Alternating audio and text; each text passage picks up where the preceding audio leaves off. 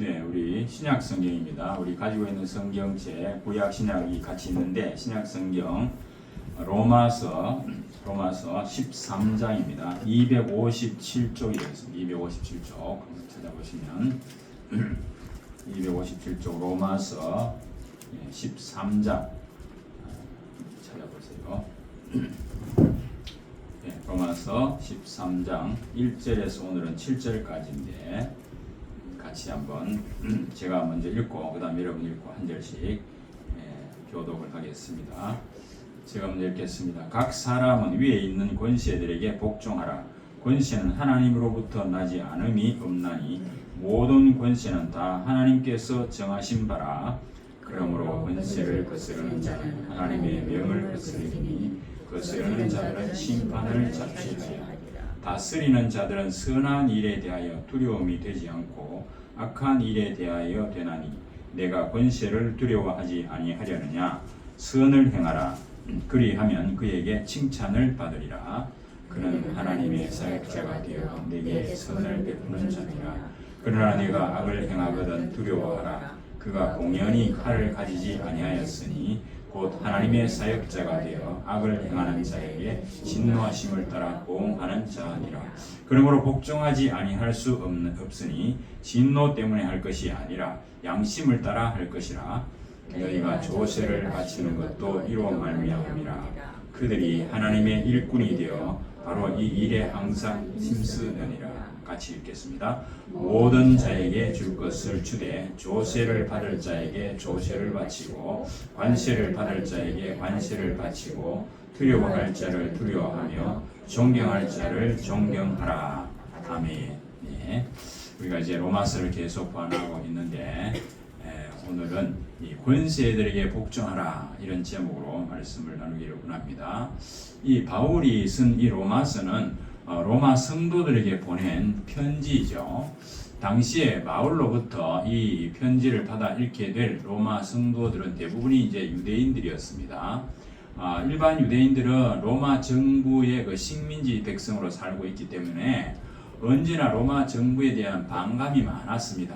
그 중에 일부 사람들은 로마 황제를 지도자로 인정하지 않고 극단적인 행동을 서슴지 않았습니다. 그들은 유대인의 왕은 오직 하나님뿐이라고 믿었기 때문에 세상 왕은 아예 인정하려 들지 않았습니다. 그들은 더 나아가서 이 로마 정부에 세금을 바치는 일도 거부했습니다. 고분고분 세금 내는 유대 동족에게 찾아가서 몰래 그 집에 불을 지르거나 심지어 당사자를 죽이는 일까지 이렇게 서슴지 않았습니다. 로마 정부를 뒤집어 엎겠다고 하는 그런 일념으로 온갖 폭력을 행사하는 극단주의자들도 그 당시에 있었다 하는 겁니다. 자, 이런 분위기 속에서 로마에 사는 이 유대인 성도들은 아주 애매한 처지에 놓일 수밖에 없겠죠. 로마 정부에 대해서 어떤 태도를 취해야만 하나님을 기쁘시게 할지 이러지도 저러지도 못하는 매우 난감한 그런 상황에 놓여 있었습니다. 이 같은 그 로마에 있는 유대인 성도들을 염두에 두고 바울이 오늘 이 13장을 시작합니다. 바울이 로마서를 쓴 이유를 좀 더 우리가 구체적으로 살펴보면은 오늘 읽은 말씀 가운데서 몇 가지로 정리할 수 있습니다. 첫 번째는 여기 바울은 이 편지가 분명 로마 교인들뿐만 아니라 로마 정부의 관리들의 손에도 분명히 들어갈 거다 이렇게 예상을 했습니다. 그래서 바울은 이 두 가지 사실을 알기 원했는데 이 그리스도인들이 가이사, 그 당시 카이저 황제, 그 당시는 네로 황제가 되겠습니다만은 가이사 대신에 예수님을 주님으로 선포한다고 해서 로마 제국을 정치적으로 전복시킬 그런 의도가 아니다 하는 것을 관리들이 알기를 원했고, 또 그리스도인들이 로마 법에 복종하고 세금을 내고 그 권세자들을 존중하고 지역사회에 선한 일을 하고 있으니까 그 유대 성도들을 그냥 두라, 그런 것을 은근히 이 로마 정부 관리들에게 이야기를 하는 겁니다. 그리고 두 번째는 정부의 권세는 하나님의 주권과 하나님의 도덕법에 기반을 두고 있다는 것을 알기를 원했습니다. 하나님이 가이사 황제보다 더 위에 계시고 나라를 다스리는 그 법 위에 하나님이 주신 도덕법이 있다고 하는 사실과 권세자는 반드시 그 나라 법 위에 있는 이 하나님의 법을 따라해서 다스려야 한다 하는 것을 이 가이사 황제에게 전하고 싶었습니다.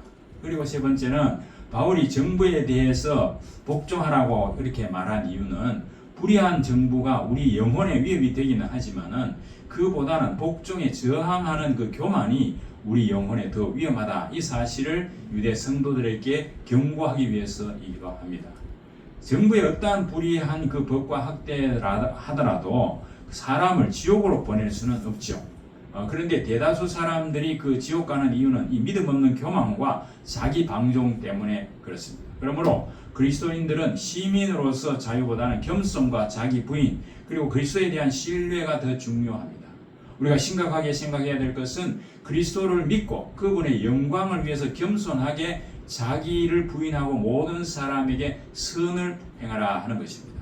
그래서 오늘 이 본문을 통해서 바울이 이 로마 유대인 성도들에게 로마 정부에 대해서 어떻게 해야 하는지 그 교훈한 내용을 통해서 우리가 이 시대를 살아가면서 우리는 어떻게 해야 되는가 그 의미를 한번 살펴보도록 하겠습니다. 본론입니다.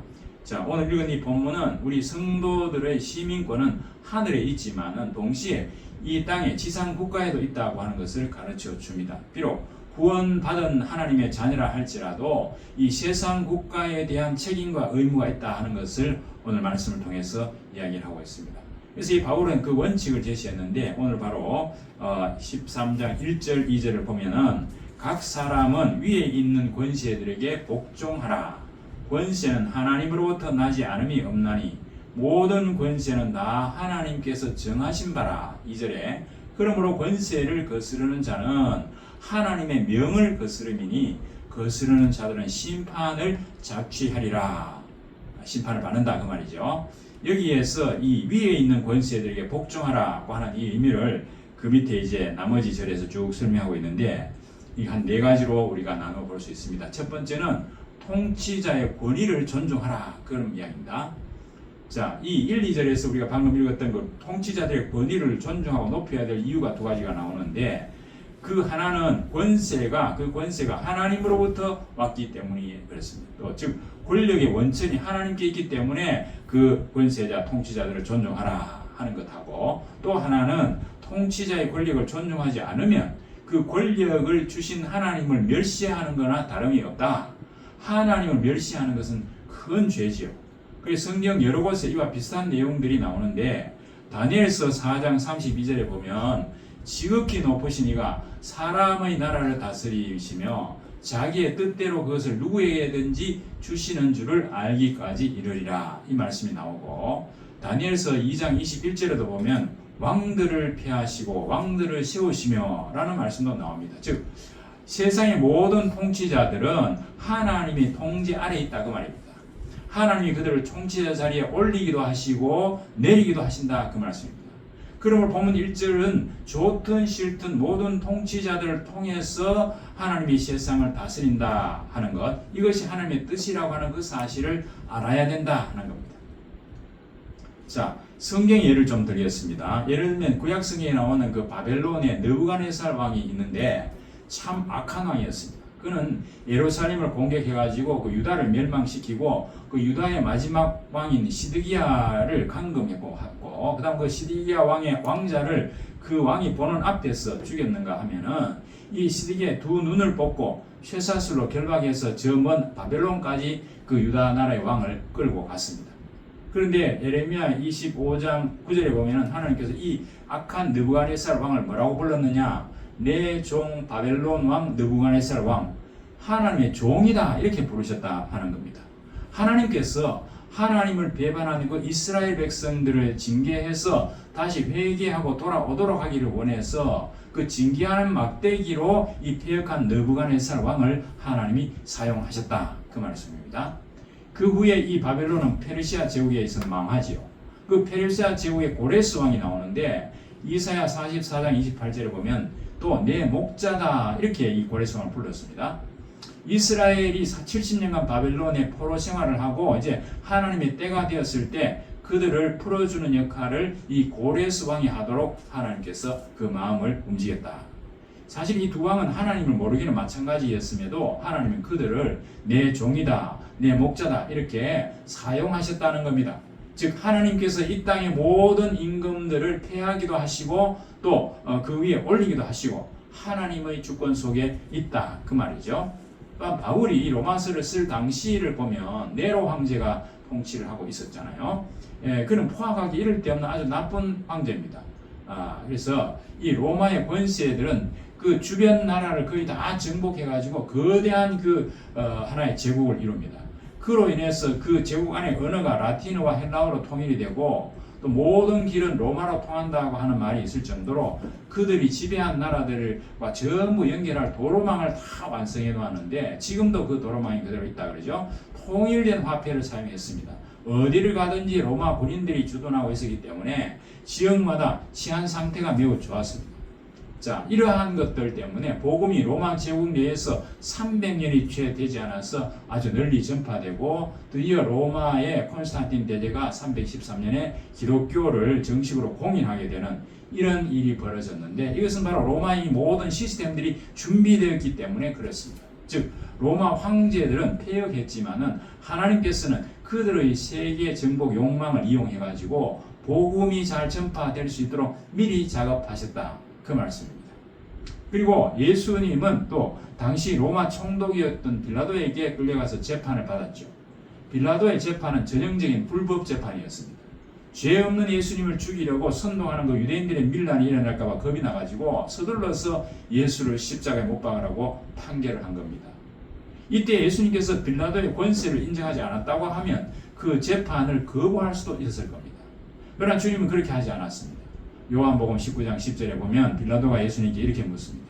내가 너를 놓을 권한도 있고 십자가에 못 박을 권한도 있는 줄 알지 못하느냐? 이렇게 예수님께 이야기하니까 예수님이 11절에 위에서 주지 아니하셨더라면 나를 해할 권한이 없으리니 이렇게 말씀하셨습니다. 다시 말해서 너가 하나님께로부터 그 총독의 권한을 받지 않았다고 하면 나를 어떻게 할 수가 없었을 거다 이 말씀이죠.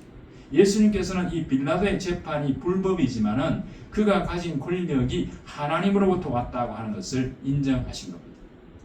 예수님 빌라도를 인정했다기보다는 그에게 권력을 준 그 하나님을 인정했기 때문에 불의한 재판을 그대로 수용을 했습니다. 우리는 이러한 예수님의 자세를 통해서 이 국가의 통치권을 가진 자에게 어떤 태도를 취해야 되는지 그것을 우리가 배워야 된다 하는 것이요. 일제강점기에 주기철 목사님은 일본 정부가 조선 사람들에게 신사참배를 강요했죠. 그 일본의 신에게 이제 절을 하고 경배하라 이렇게 말했잖아요. 그래서 하나님께만 드려야 되는 이 예배, 이 충성을 빼앗으려고 하니까 불복종 운동을 하다가 결국은 순교까지 하셨습니다. 명심해야 될 것은 우리가 불복종 할 수 있지만 부당한 요구에 대해서는 불복종 할 수 있지만 불복종을 먼저 앞세우면 안 된다는 겁니다.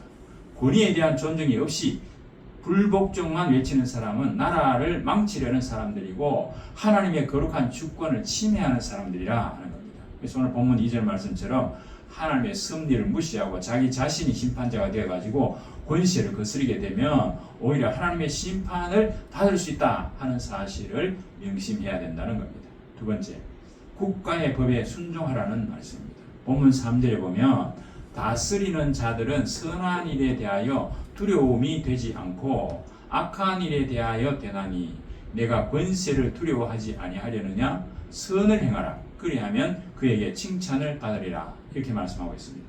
여기서 다스리는 자들은 법을 집행하는 바로 공직자들을 말하죠. 선을 행하라고 하는 이 말은 법을 지키라 그 말이죠. 법을 지키기만 하면 그 공직자들을 두려워할 필요가 없죠. 도리어 칭찬을 받을 수 있다 그 말입니다.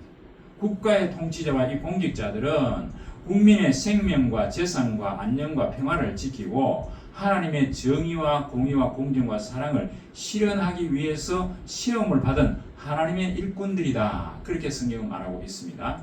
나라마다 백성들이 안전하게 살 수 있도록 그들을 보호하고 악한 자들의 행동을 억제하고 죄를 징계하고 다스리는 것이 바로 법이죠. 통치자와 공직자들 이 법을 올바르게 지키도록 보호하고 집행해야 될 그 책임이 있습니다.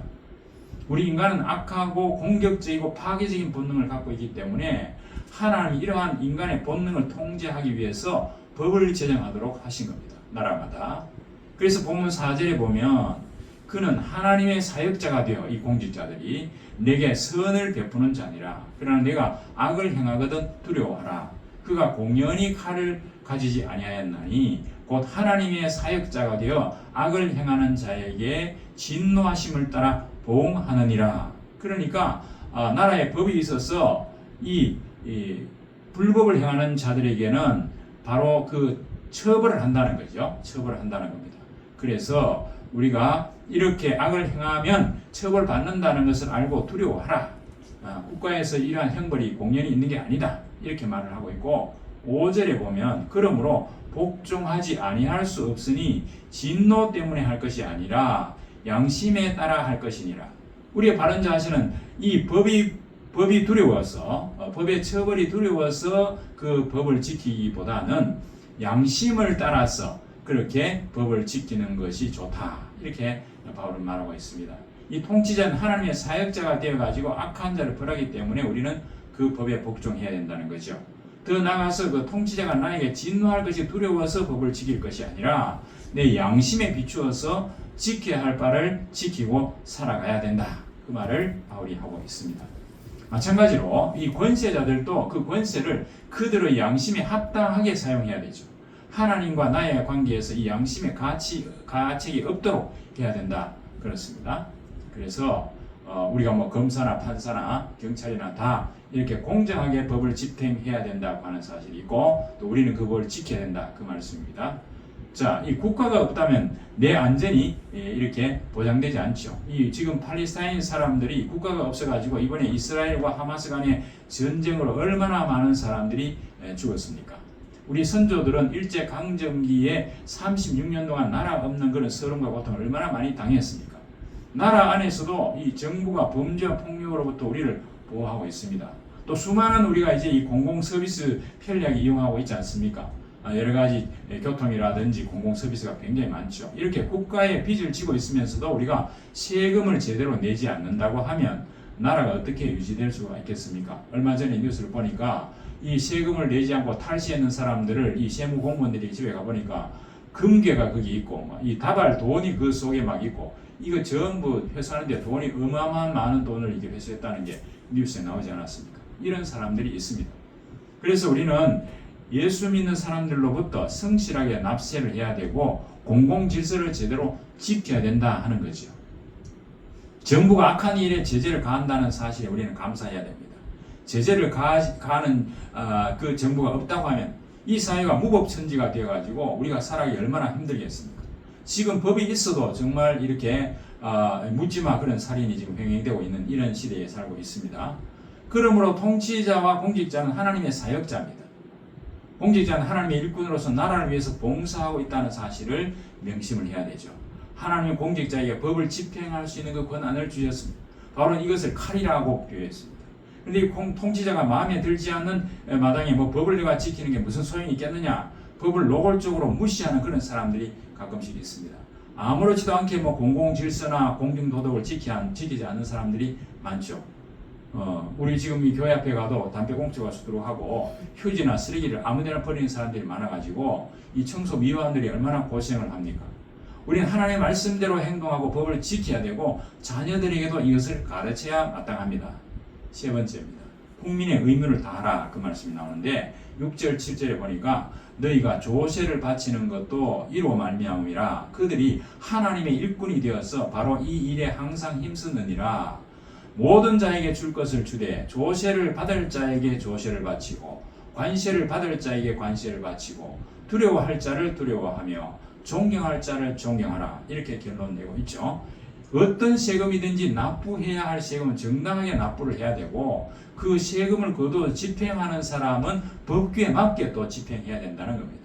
만약에 권세자들이 지켜야 할 이 법규를 지키지 않을 경우는 어떻게 해야 되겠습니까?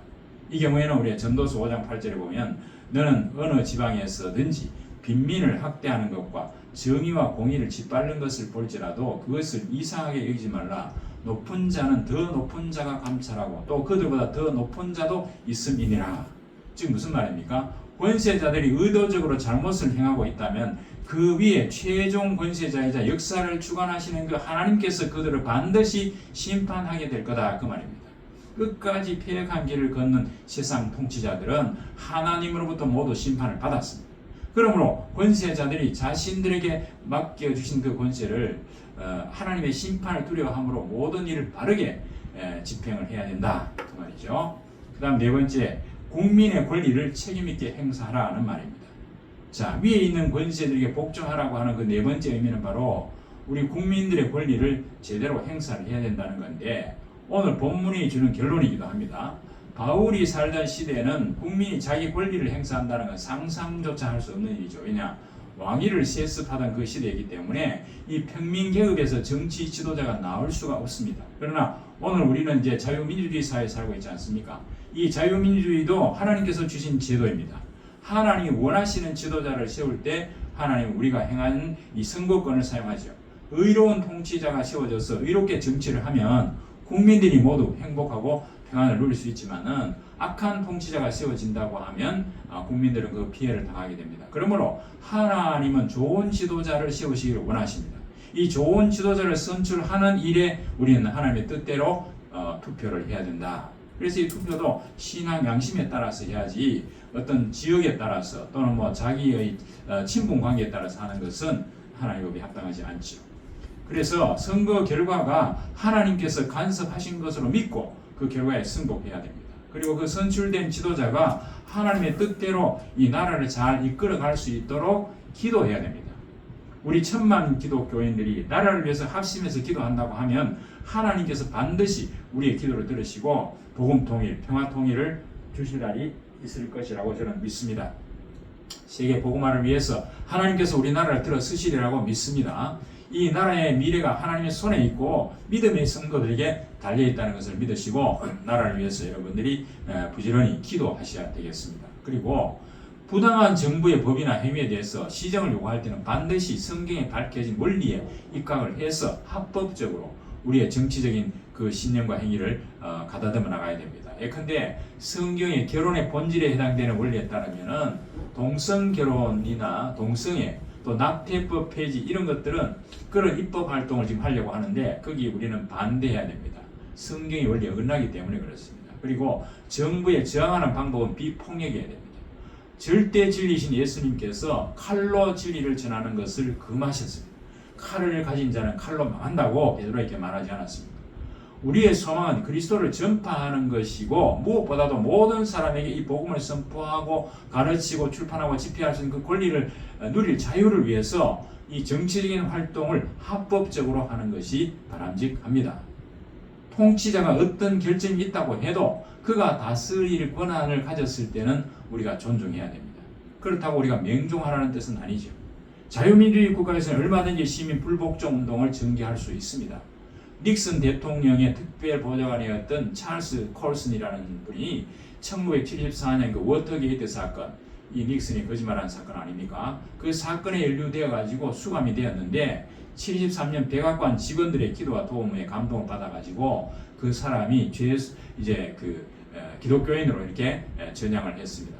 그 후에 그분이 이제 감옥 선교 단체를 만들어 가지고 그 수감된 죄수들에게 복음을 전파하는 그런 선교 활동을 했는데 그가 예수 믿고 변화된 다음에 이 시민 불복종을 할 수 있는 4가지 경우를 이야기한 적이 있습니다. 그게 첫 번째가 정부가 교회의 역할을 대신하려고 하거나 하나님께만 드려야 하는 예배와 충성을 빼앗으려고 할 때, 그리고 두 번째 국가가 양심의 자유를 제한하려고 할 때, 세 번째 하나님께서 명하신 생명을 지키고 질서와 정의를 보존해야 하는 그 국가의 책임을 무시할 때, 마지막으로 그렇게 불복종한 결과에 책임질 수 있을 때 우리는 불복종 운동을 할 수 있다. 그렇게 이야기를 했습니다.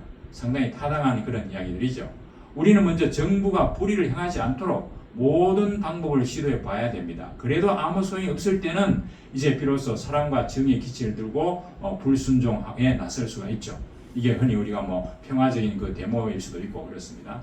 그래도 아무 소용이 없을 때는 이제 비로소 그렇게 할 수 있다. 그런데 하지만 우리가 그걸 하기 전에 우리 눈에 있는 이 들보부터 먼저 빼야 된다. 주님은 내 눈 속에 있는 들보를 먼저 빼고 형제의 티끌을 빼라 이렇게 말을 했잖아요. 우리가 맞닥뜨리게 될 가장 큰 전쟁은 부당한 법을 극복하는 것보다는 우리가 겸손하고 흔들림 없는 그 믿음의 사람이 되는 것이 더 중요합니다. 절대 진리이신 예수 그리스도께서 칼로 진리를 전하는 그 폭력을 금하셨음을 우리는 반드시 이 불복종 운동을 할 때 명심해야 됩니다. 말씀을 정리하겠습니다. 우리 성도들은 교회 안에서 하나님께 순종하며 살아야 되지만 동시에 세속 국가의 권력에 또 순종하며 살아야 됩니다. 하나님께서는 자기 교회를 이 죄의 권세로부터 보호하기 위해서 이 세속 국가를 세워가지고 그 울타리 노릇을 하도록 그렇게 하고 있습니다. 이 세속 권세, 이 땅의 권세에 복종해야 되는 이유는 앞에서 말씀드린 걸 다시 정리하면 첫 번째 뭡니까? 통치자의 권위를 존중해라 그랬죠. 그 통치자의 모든 권세는 하나님께로부터 왔기 때문에 그것을 무시하면은 하나님을 무시하는 죄를 범하는 것과 같다. 두 번째, 국가의 법에 순종해라 그랬죠. 정부의 권력이 정부 권력에 복종하지 않을 경우에는 그 상위법인 하나님의 도덕법을 어기는 것이 되기 때문에 그렇습니다.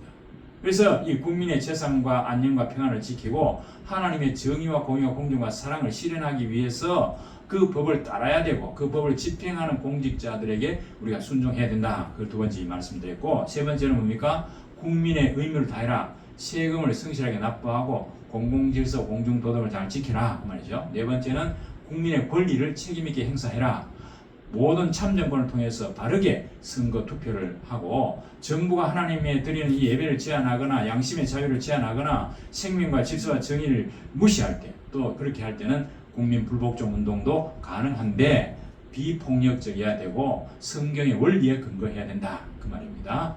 자, 저와 여러분 모두 이제 하나님이 세우신 이 통치자들을 존중하고 국가의 법을 잘 준수하고 국민의 의무와 권리를 행사함으로써 우리가 신앙생활을 좀 편안히 할 수 있고 또 하나님 나라가 확장되기를 주의 이름으로 축복합니다. 기도하겠습니다.